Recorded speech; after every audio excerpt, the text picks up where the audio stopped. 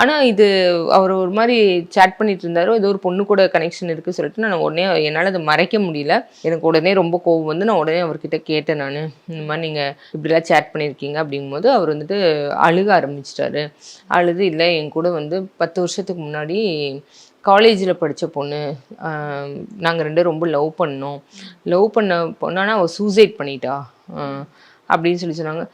எனக்கு சூசைட் பண்ணிட்டா அப்புறம் யார் சேட் பண்ணுறது அப்படின்னு சொல்லி கேட்டால் அவள் சூசைட் பண்ணிட்டா. இப்போ இருக்கிற இந்த பொண்ணு வந்து அவள் சூசைட் பண்ணால அந்த இடத்துல வந்து அந்த வீட்டில் குடியிருக்கிற பொண்ணு. அவள் சூசைட் பண்ணிட்டா. அவங்க அதுக்கப்புறம் அவங்க ஃபேமிலியெல்லாம் ஷிஃப்ட் ஆகி வேறு ஊருக்கு போயிட்டாங்க. அந்த வீட்டில் இந்த பொண்ணு குடி வந்திருக்கா. எனக்கு ரேண்டமாக ஒரு நாளைக்கு வந்து ஒரு நாள் மெசேஜ் வந்துச்சு. மெசேஜ் வந்து அந்த பொண்ணு பேர் கீதா, லவ் பண்ண பொண்ணு பேர். ஒரு கீதான்னு வச்சுக்கோங்க பேர்.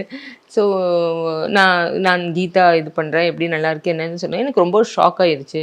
ஏன்னா சூசைட் பண்ணி இறந்துட்டான்னு சொல்லி தெரியும். பட் அவளை மாதிரியே மெசேஜ் பண்ணும்போது எனக்கு என்ன கீதாவெல்லாம் ஒன்றும் இல்லை, நீ யார், அவள் சூசைட் பண்ணி இறந்துட்டா அப்படின்னு சொன்னதுக்கு இல்லை நான் கீதா தான், இந்த மாதிரி இந்த வீட்டில் இருக்கிற பொண்ணோட இதில் வந்து உடம்புல நான் வந்திருக்கேன்.